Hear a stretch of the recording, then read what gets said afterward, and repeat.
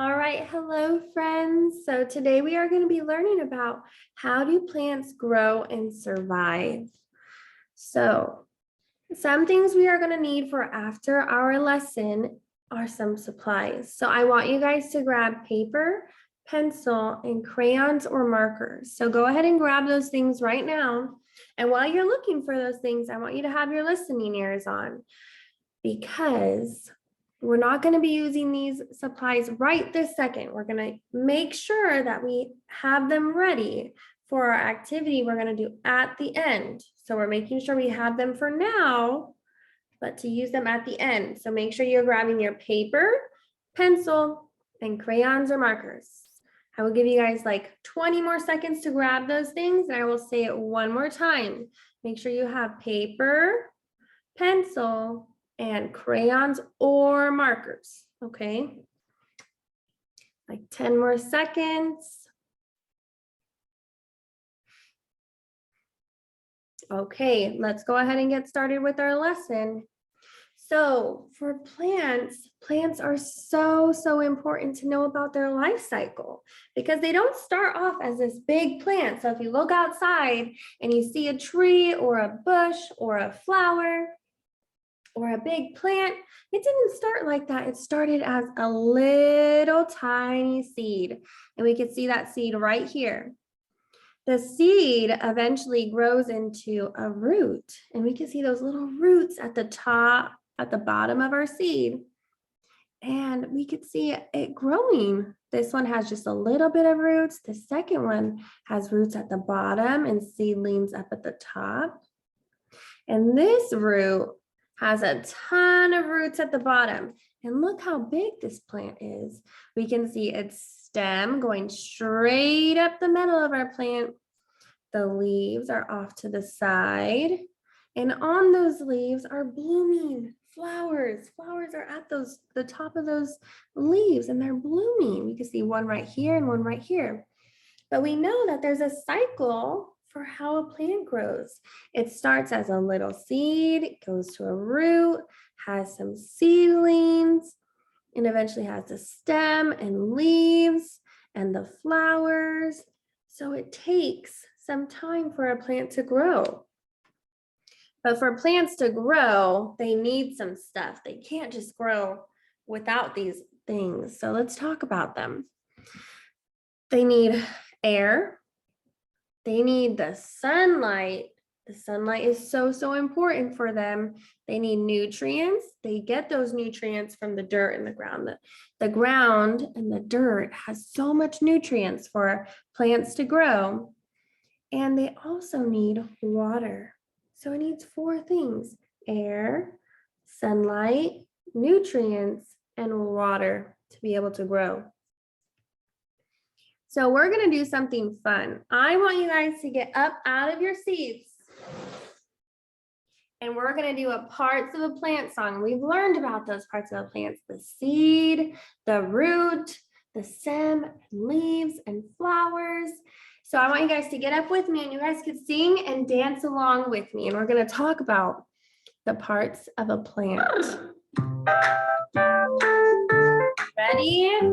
We're going to do the roots, stem, leaves, and flowers. All right, here we go. Stem, leaves, flower needs sun and air and a little rain shower. Roots, stem, leaves, flower needs sun and air and a little rain shower. We start with a tiny seed in the ground, buried in the dirt. Roots will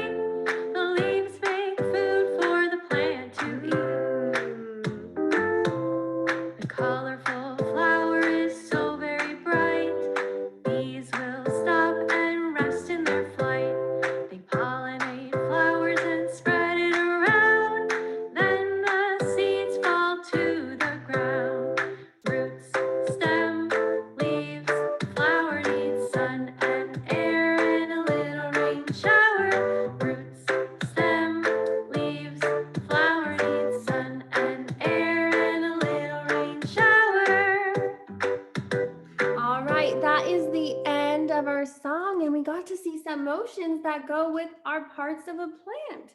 So we know there's a little seed that the plant starts from, the roots in the ground that help our plant to grow, a stem to keep our plant strong and sturdy, the leaves, and the flowers, and the sun, and the air, and the rain shower. And we also know that there's nutrients in the ground for our plant to help it to survive and to grow. So, we're not going to listen to it again. Okay, we have plants and trees that are native to California. And native means a plant or animal that grows in a specific place. So we know in California, there's the California bush sunflower, the Mexican palo verde, and the California gold poppy. Something that's really important in California is to have plants that are drought resistant. And that's important because it does not need a lot of water to survive. And if you know, California doesn't get a lot of rain all the time. This year we didn't get too much rain, so there wasn't a ton of water to help some plants grow. But in California, we have plants that are drought resistant. They don't need a lot of water to survive. Okay. So the last thing we are going to do is a drawing activity, but I want you guys to have your listening ears on because this activity is going to be done independently. And you're going to need those supplies I asked you to get, that paper, pencil, and crayon or markers. So you're going to need those three things for this drawing activity. And this drawing activity, we're not doing it all together. We're going to all sign off and you're going to find that activity on your Google Classroom. There's going to be an activity called the drawing activity for the parts of a plant. You're going to find that activity in your Google Classroom. You're going to click the link and it's going to pop this video up. And you're going to use your supplies, your paper, your pencil, and your markers or crayons. And you're going to draw the parts of a plant, the seed, the roots, the stem, the leaves, and the flower. I want you guys to draw all of the parts of a plant. And when you're finished, you're going to keep it somewhere safe because I want you to bring it with you to class. So make sure when you're done, you put it somewhere safe in your backpack, in your folder, and you're going to bring it to class because it's going to be really helpful for our lesson that we're going to have in person. So remember, you find this activity on your Google Classroom under drawing activity, parts of a plant. And make sure that you guys have fun and you get your crayons and your markers out and you make that plant really pretty. I will see you guys in class. Have a fun time with your drawing activity and have a great rest of your day. All right, let me go ahead and stop sharing and stop recording.